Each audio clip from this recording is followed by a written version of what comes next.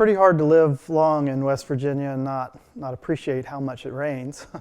And so water is a prevalent feature in the state of West Virginia. Atmosphere in Charleston, as far as people who did not have direct access to well water or other immediately available supplies, but was mixed. I've never, ever seen the community of West Virginia come together in a way that people did during the water crisis. We didn't have a lot of information from the scientific community to start with to know, what are the effects? What are the potential hazards? What should we be telling people? And not just as the media, but what should the Department of Public Health be telling people? What should the water company be telling people?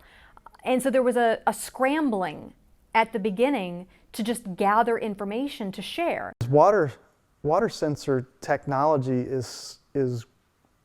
there's good technology for measuring things in the water, but the way we network that information together and then spread that or communicate that to people that they can use it then is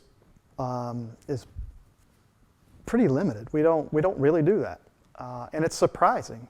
Again, going back to how valuable water is to us, it's surprising that our networked sensor capabilities are as limited as they are. And it is a huge priority for water science as a whole to begin to make inroads into that. And again, this program in the College of Media, I think, begins to raise that awareness that we don't know as much about our waterways as we probably should. The state of Charleston's water and sewer infrastructure is such that it was a ticking time bomb. It was only a matter of time before something really bad happened. And this just happened to be it. We learned through this process that there really hadn't been an oversight process for above ground storage facilities in West Virginia.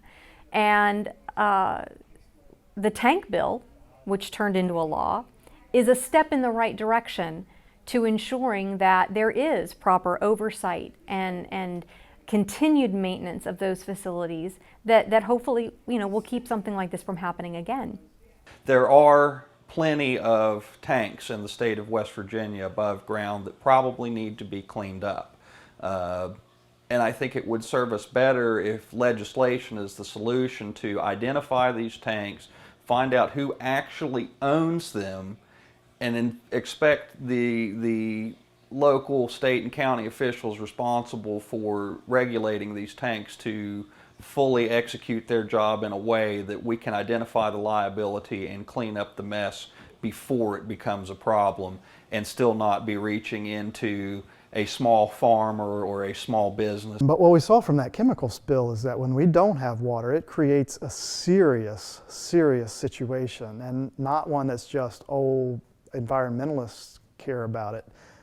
Everybody cares about it. Citizens care about it. Businesses care about it. It's wildly important to us, and we see it when we realize it when it's gone. Even once the water was turned on, people didn't believe the water was safe. There are some who live in parts of those 9 counties in southern West Virginia who still don't believe their water is safe. They won't drink it, they won't bathe in it, they won't cook with it.